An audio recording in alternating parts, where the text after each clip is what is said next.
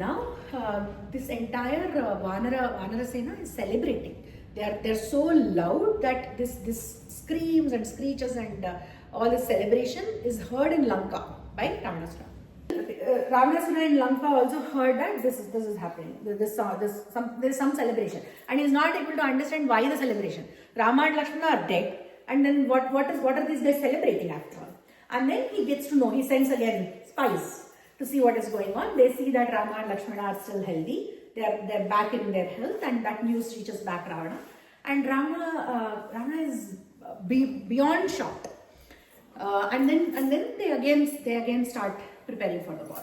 Now, what happens from this point is until the end of today's episode, Ravana keeps sending his army men, his forces, and these people kill all of them. So the first one to be sent is Dhumraksha. Dhumraksha is the guy who will be sent by Ravana into the war. So Dhumraksha goes along with a massive army of demons, and again the war starts. And this time it is I think it is Angada who kills. No, Hanuman.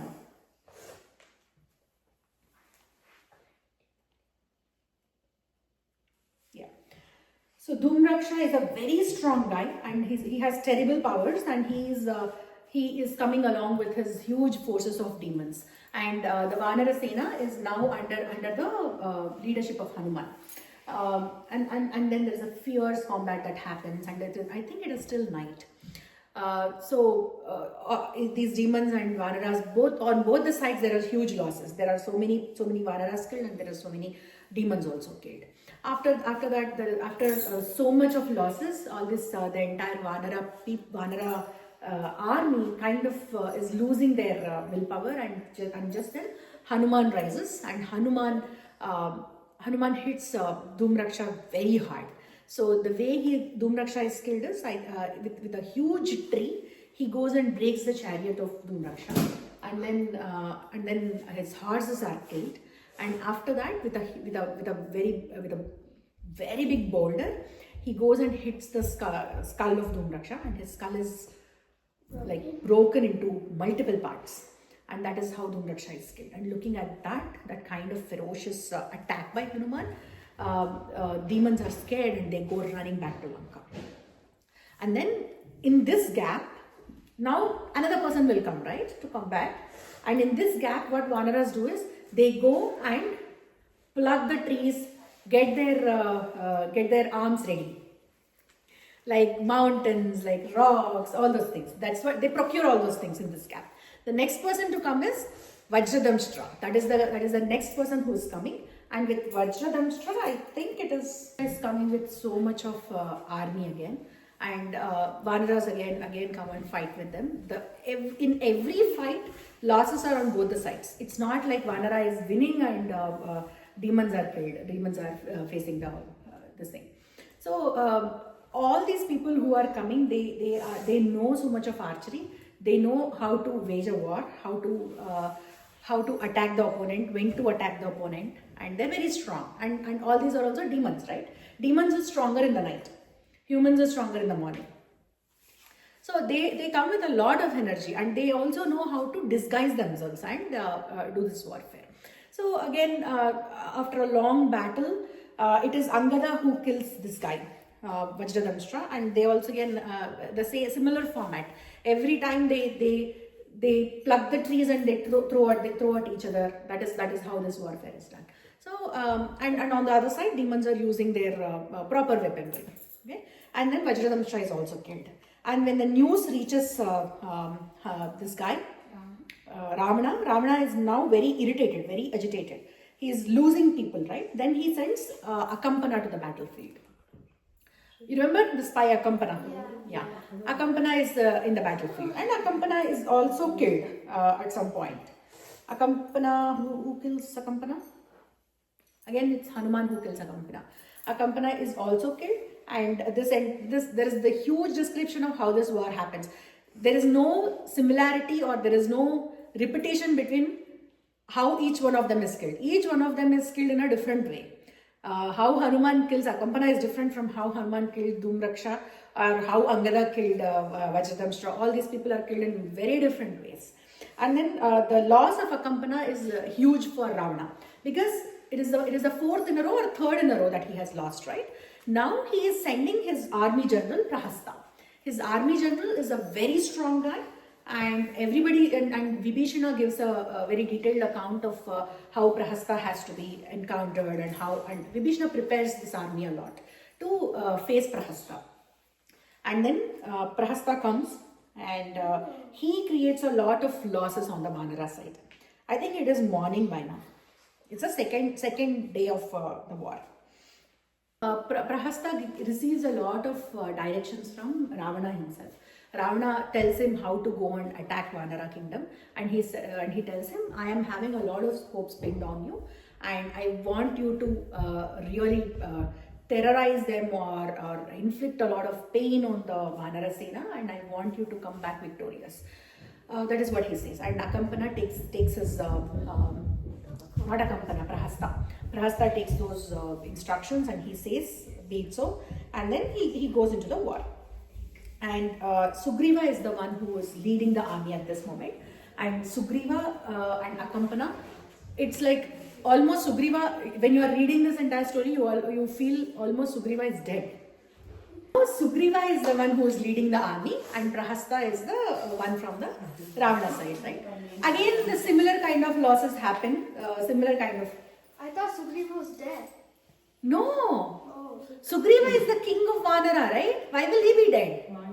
Because you haven't been speaking about it for a while now, so I thought he was dead. Oh, no. Nobody, no. None of the great leaders on Vanara side are dead.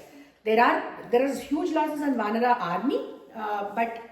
Is the bear dead yet? No! Jambavan will not be dead. Jambavan he will be alive. You will also see him in Dwapara Yuga. He also meets with Sri Krishna. Jambavan. Yeah, Jambavan asks for a stupid boon, and that turns out to be... it turns out that Jambavan has to live for a very long time to meet with Vishnu in the form of Krishna, in the avatar of Krishna. So Jambavan is not dead. He won't be dead. I don't think any of the great leaders on Vanara side will be dead. At least not that I have seen. So in this entire encounter with all these different kinds of Rakshasas, Nala, Nila, Tara, Sushera, all these people are also fighting at different fronts. It's not like only these two people are fighting. I'm talking about Hanuman and Akampana, or Angada and some other guy, Vajradamshra. That doesn't mean all the other great leaders are sitting idle. They are also fighting at the same time. But these two are the main people. The entire demon army is rallied under one demon at a time, right? So that is why the deal is to kill that main person, and Ravana sends another person. So that's how this entire war is progressing. So now it is Prahasta. Prahasta creates a lot of damage to Vanara Sena. And they lose their hope also in the meantime. And the way they are killing is very ferocious. Like, they get a huge stone and they hit on the head of the opposite person, and they make sure that the opposite person is dead by doing what? Like, by hitting repeatedly on their skulls. So much of violence, so much. I have not seen this much of violence in any of the movies. So that is the level of violence. It's not, you can kill a person or you can kill anything in multiple different ways, right? If you are shooting, that is easier than taking a huge boulder and hitting a person on his head like this until he is dead. So that is more painful. So this is the kind of warfare that is happening, and Vanaras are known for that kind of warfare. They are not sophisticated with a lot of weaponry. A little bit of sophistication is there in demons, but not in Vanaras. So and that is how Prahasta is also finally killed. And Ravanasura, now after Prahasta is killed, he is very, very worried. He sees that his time is coming to an end. And next what happens is Ravanasura himself comes into the battlefield. So we are going to talk about that in the next episode, because that particular episode is almost equal to 5 episodes. I couldn't finish that today. So what happens next is Ravanasura comes, he encounters with Rama, and that goes on for a very long time.